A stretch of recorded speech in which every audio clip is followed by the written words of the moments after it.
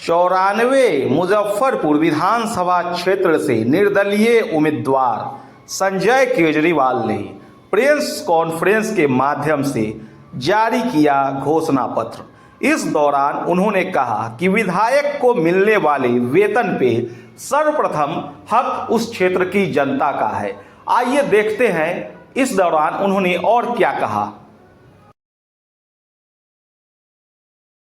94 विधानसभा के सम्मानित अभिभावकों को, माता पिता को, मातृशक्ति को, हमारी बहनों को, युवा साथियों को, प्यारे प्यारे बच्चों को, सबको पहले तो ढेर सारी बधाई और आप सभी को भी बधाई।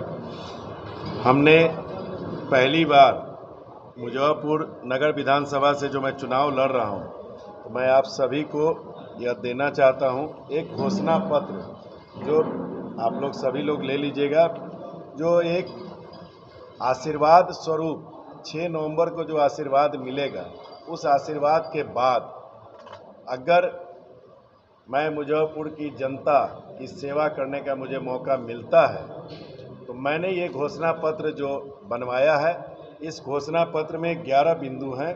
उन 11 बिंदुओं में कुछ महत्वपूर्ण बिंदु हैं, उसके विषय में जिक्र कर देता हूं। सबसे पहली चीज़ है कि विधायक को जो तनख्वाह मिलती है, उस तनख्वाह के विषय में मैं यह बताना चाहता हूं कि जब आपको उस क्षेत्र की जनता आशीर्वाद स्वरूप अपना मत का दान करती है, तभी आप जाके विधायक बनते हैं। मतलब आपने कोई क्वालिफिकेशन नहीं है कि आपको आपकी क्वालिफिकेशन के आधार पे आपको किसी ने ज्वाइन कराया हो और आपको वो तनख्वाह का अधिकारी आप बनते हैं। इस विधायक की तनख्वाह पे मुजफ्फरपुर 94 विधानसभा क्षेत्र के सम्मानित अभिभावकों, हमारी माताएं, बहनें और युवा साथियों का अधिकार होगा।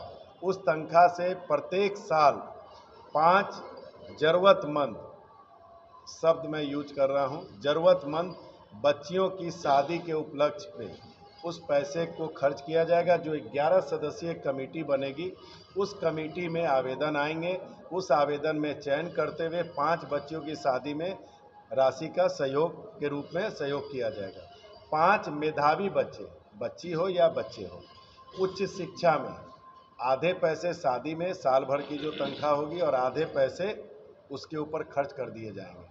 कई ऐसे हैं हमारे समाज के, हमारे देश के विभूति महाराजा अग्रसेन जी, महाराणा प्रताप जी, हमारे शहर के विभूति स्वर्गीय रघुनाथ पांडे जी, स्वर्गीय श्यामनंदन सहाय जी, स्वर्गीय ध्वजा प्रसाद साहू जी, स्वर्गीय महमूद अहमद मकबूर एजाजी साहब, हमारे जन नायक कपूरी ठाकुर जी, इन सब की प्रतिमा इस शहर के प्रमुख एंट्री पॉइंट से लेके जो खाली चौक चौराहे हैं उस पर लगनी चाहिए, जिसके लिए मैंने संकल्प लिया है कि आपका आशीर्वाद मुझे मिलता है तो ये इन विभूतियों की प्रतिमा लगेगी, विधायक के फंड से लगेगी। इस मामले में किसी प्रकार की मुझे सिर्फ नगर विकास मंत्रालय से मुझे सहयोग चाहिए आदेशात्मक, और बाद बाकी मुझे कोई फंड की ज़रूरत नहीं होगी। पूरे विधानसभा क्षेत्र को सीसीटीवी से युक्त किया जाएगा। एक मुक्ति रथ और एक एम्बुलेंस, ये 2 चीज़ें विधायक फंड से सबसे पहले जो विधायक फंड का सदुपयोग होगा वो मुक्ति रथ और एम्बुलेंस की सेवा के रूप में होगा, जो आपको निःशुल्क होगी, चारों पंचायत में भी और नगर विधानसभा में भी। अब आपका प्रश्न हो सकता था कि इसका मेंटेनेंस कहाँ से होगा। जो विधायक जी को स्टाफ रखने के लिए पैसे मिलते हैं, उन्हीं में उसी पैसे से 3 स्टाफ रखे जाएंगे। जो स्टाफ 24 घंटा, एक हेल्पलाइन नंबर डिक्लेयर किया जाएगा जो 24 घंटा सेवा उपलब्ध कराएगा। विधायक जी को टीए डीए भी मिलता है, तो टीए डीए का भी पैसा 1 रुपया भी अपने या अपनों के शरीर पे खर्च नहीं होगा। उन पैसों से इस दोनों चीज़ का मेंटेनेंस का काम किया जाएगा।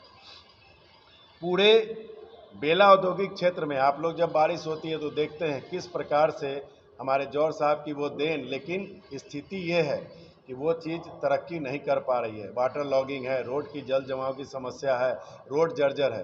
तो उन सब चीज़ों में तुरंत अविलंब बनने के साथ प्राथमिकता के तौर पे ताकि इतनी सुंदर सुसज्जित व्यवस्था हो। जिस प्रकार बड़े मेट्रोपॉलिटन या यूपी में आप चले जाइए, नोएडा वगैरह जाइए, गुड़गांव वगैरह जाइए, उस प्रकार से सुविधाजनक बनाया जाएगा कि ताकि जो भी इन्वेस्टर हैं वो बहुत ही आसानी से आएँ और उस क्षेत्र की खूबसूरती को देख के अपने रोजगार को लगाएं, जिस कारण कि रोजगार जब लगेगा तो हमारे मुजफ्फरपुर 94 विधानसभा के कई बेरोजगार युवकों को काम भी मिलेगा। फुटपाथ के दुकानदारों का एक हम लोग हमेशा जो भी विधायक बनते हैं वो कहते हैं जाम की समस्या, जाम की समस्या, कभी समस्या के निदान पे नहीं गए। उसका एक कारण है, जो गरीबी रेखा के नीचे हैं बेचारे, डेली फुटपाथ पे अपनी दुकान लगा के रोजी रोटी कमाते हैं, उन दुकानदारों को 5 दिन 10 दिन कमाया और उजाड़ दिया जाता है। तो इस बार ऐसा होगा कि उन तमाम लोगों को नगर विकास मंत्रालय और नगर निगम से कोऑर्डिनेशन करते हुए वेंडिंग जोन में उनको स्थापित कराया जाएगा, ताकि स्वतः नाले और रोड जैसे ही मुक्त होंगे वैसे ही अगर उन फुटपाथी दुकानदारों को यह अगर मन में एक बात आएगी कि हमें जो है मतलब यहाँ से विस्थापित किया जा रहा है, हमारी रोजी रोटी कैसे चलेगी, उनको दिल्ली स्थित गाजीपुर सब्जी मंडी का वीडियो बना के मैं ला के दिखाऊंगा कि देखो भाई 20 किलोमीटर 30 किलोमीटर इलाके के लोग कैसे आके यहाँ से सामान खरीद के जा रहे हैं। वो ईश्वर है, चाहे मुसलमान भाइयों का अल्लाह हो, चाहे हम लोगों का ईश्वर हो, चाहे सिख समुदाय का वाहे गुरु हो, चाहे ईसाइयों के मतलब ईसा मसीह जी हो, सभी लोग रोजी रोटी देने वाले वो लोग हैं। और जहाँ भी मंडी बनेगी वहाँ स्वतः ग्राहक जाएंगे, जब यहाँ सामान नहीं मिलेगा तो वहीं जाएंगे। तो ये जागरूकता करके उन दुकानदारों को भी वहाँ स्थापित कराने की ज़रूरत है। शिक्षा, स्वास्थ्य, रोजगार के विषय मैंने बताया। रोजगार के विषय में जिन गरीब ज़रूरतमंद महिलाओं को जो स्वावलंबी बनना चाहती है, अपने परिवार में कंट्रीब्यूशन देना चाहती हैं, लेकिन पूंजी के अभाव में वो नहीं दे पाती हैं, उनको समन्वय स्थापित कराते हुए बैंकों से उनको पूंजी दिलवाई जाएगी, ताकि वो टिकली, बिंदी, सिंदूर, आलू, पापड़, बड़ी मतलब अचार, कई प्रकार के सिलाई का काम कर सकती हैं, कढ़ाई का काम कर सकती हैं।